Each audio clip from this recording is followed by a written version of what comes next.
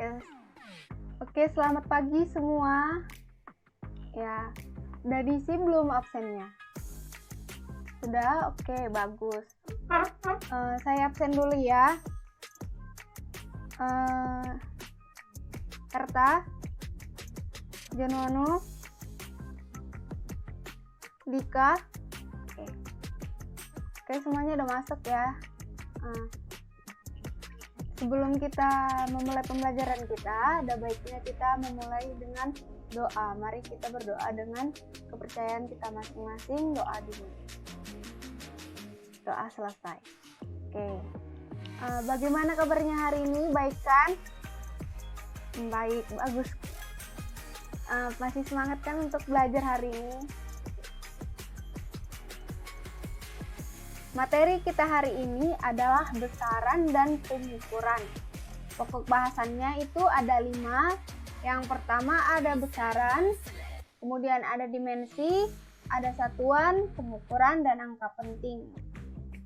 Yang pertama akan kita bahas adalah topik besaran.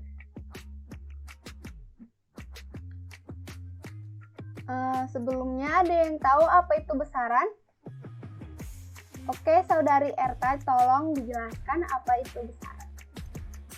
Oke, terima kasih atas penjelasannya. Penjelasannya sudah bagus. Itu yang dikatakan Erta tadi, besaran adalah sesuatu yang memiliki besar atau nilai yang dapat diukur serta hasilnya dinyatakan dengan angka-angka.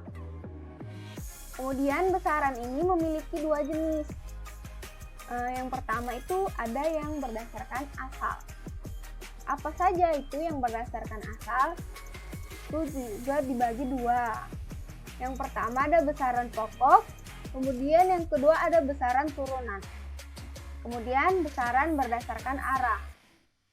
Berdasarkan arah juga dibagi menjadi 2. Yang pertama ada besaran skalar dan yang kedua ada besaran vektor.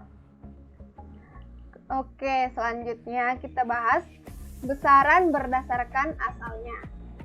Besaran berdasarkan asalnya tadi ada besaran pokok dan besaran turunan. Besaran pokok ini adalah besaran yang satuannya didefinisikan sendiri. Besaran yang termasuk besaran pokok adalah panjang, massa, waktu, suhu, kuat arus, intensitas cahaya, dan jumlah zat.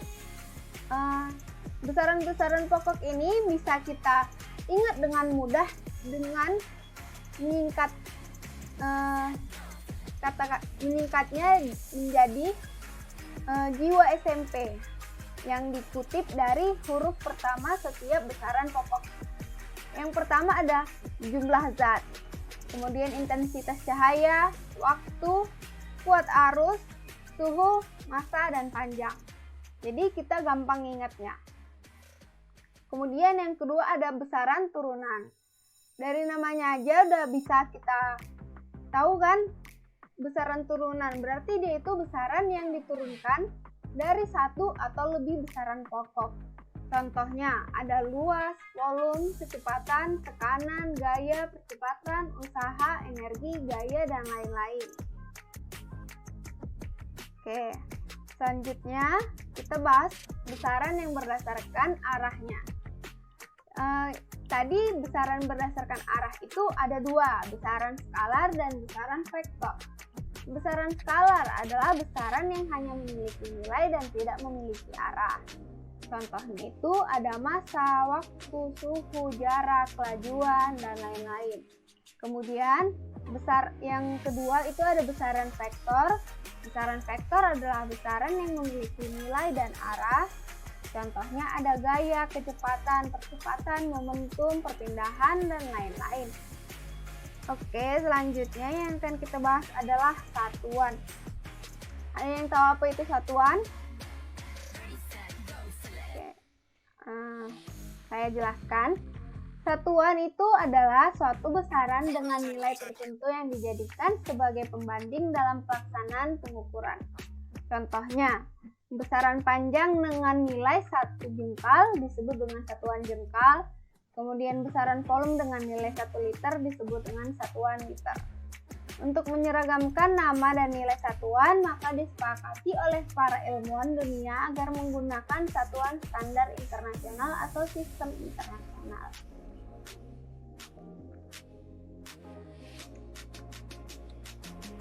Kemudian, pokok bahasan selanjutnya kita lanjut ke pokok bahasan dimensi.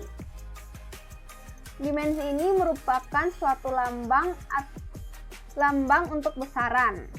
Lambang dimensi itu dicirikan dengan menggunakan kurung siku.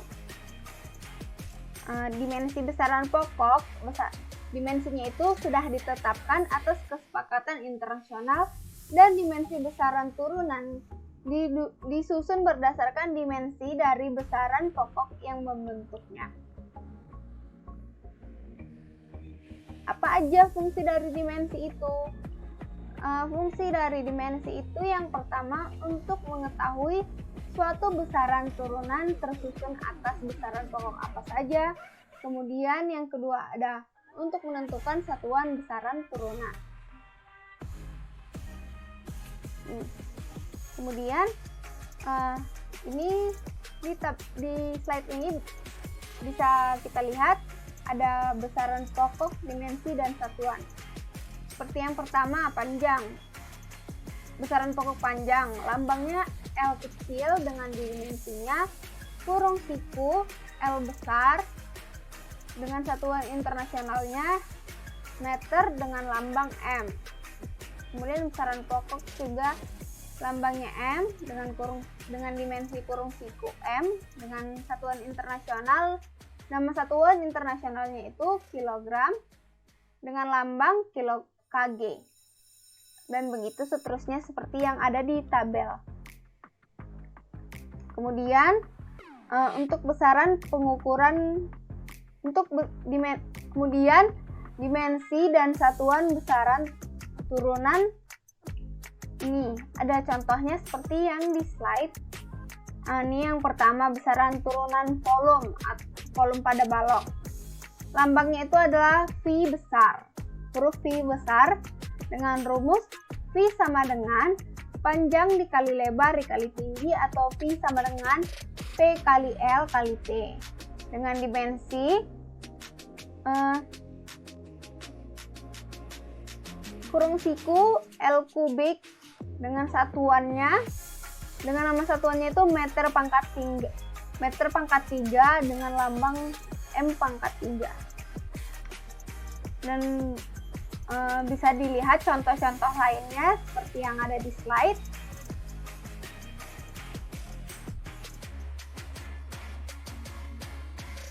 Oke, selanjutnya ini ada soal latihan untuk kalian coba di rumah setelah jam pelajaran ini.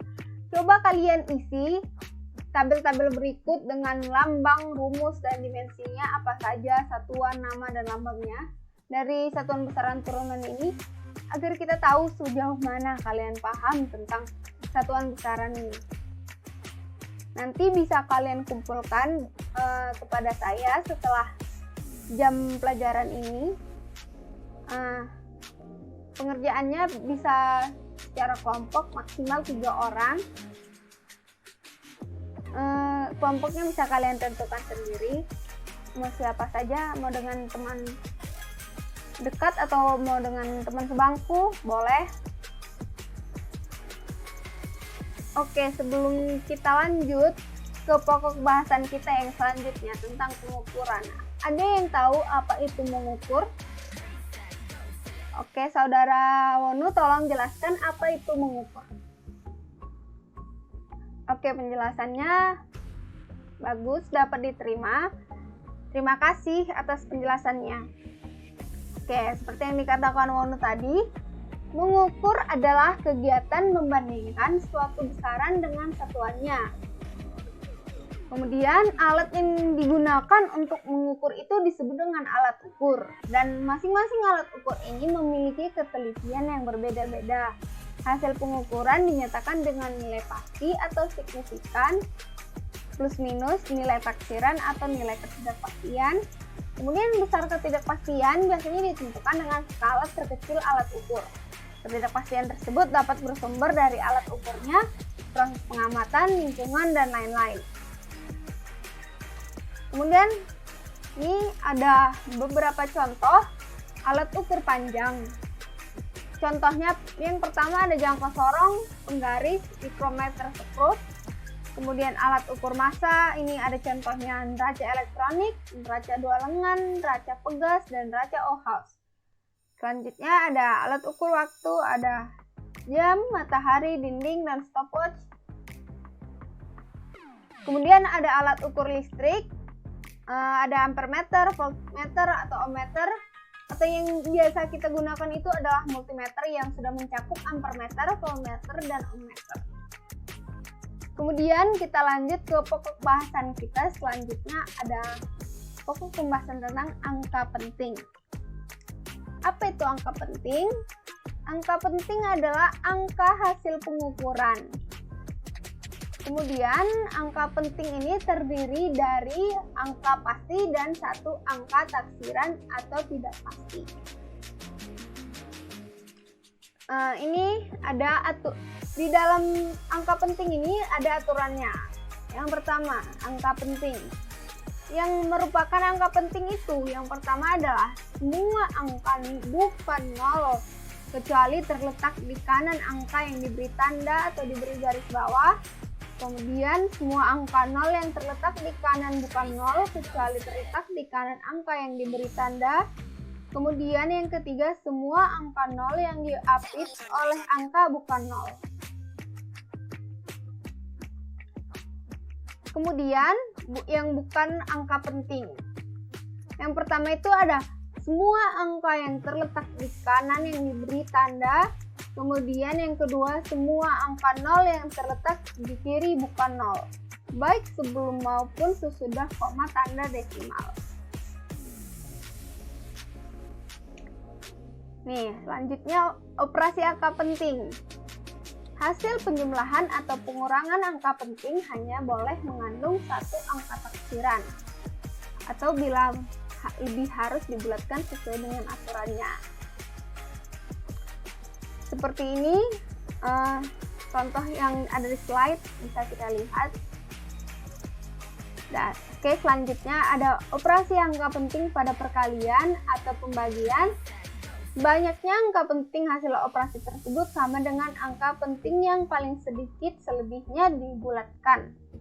Kemudian ada operasi angka penting pada pemangkatan atau penarikan akar. Banyaknya angka penting hasil operasi tersebut sama dengan angka penting yang dipangkatkan atau diakarkan, selanjutnya dibulatkan. Nih. Oke, di sini ada soal latihan. Coba kita perhatikan ini soalnya. Oke, yang pertama. Soal yang pertama dengan angka 1,2500 ada berapa angka pentingnya? Ada yang mau menjawab? Oke, saudari Erta tolong beri jawabannya. Oke, terima kasih, benar. Jawabannya adalah 5. Kemudian soal yang kedua yaitu 0,0025. Berapa angka pentingnya? Ya, benar. Angka pentingnya ada 2. Kenapa?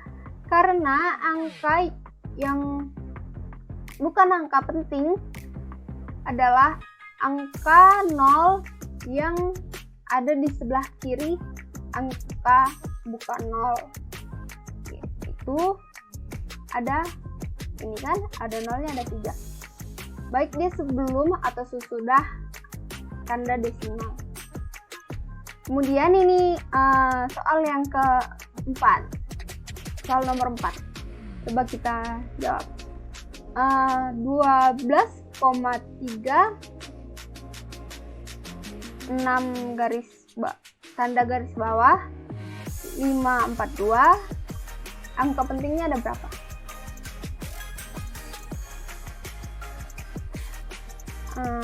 Salah. Angka pentingnya itu ada 4 nih. Kenapa dia hanya ada 4 angka pentingnya? Karena angka penting itu tadi aturan yang pertama, semua angka bukan 0 kecuali yang terletak di sebelah kanan angka yang diberi tanda. Berarti tadi dia yang angka di sebelah kanan yang diberi tanda itu ada angka 542. Berarti mereka bukan angka penting. Angka pentingnya hanya 1, 2, 3, 6. Kemudian dia dibulatkan menjadi 12,36. Pembelajaran kita hari ini cukup sampai sini. Ada yang bisa menjelaskan kembali kira-kira apa yang telah kita pelajari hari ini? Oke, saudara Wono, tolong jelaskan apa pembelajaran kita hari ini yang dapat kamu sampaikan.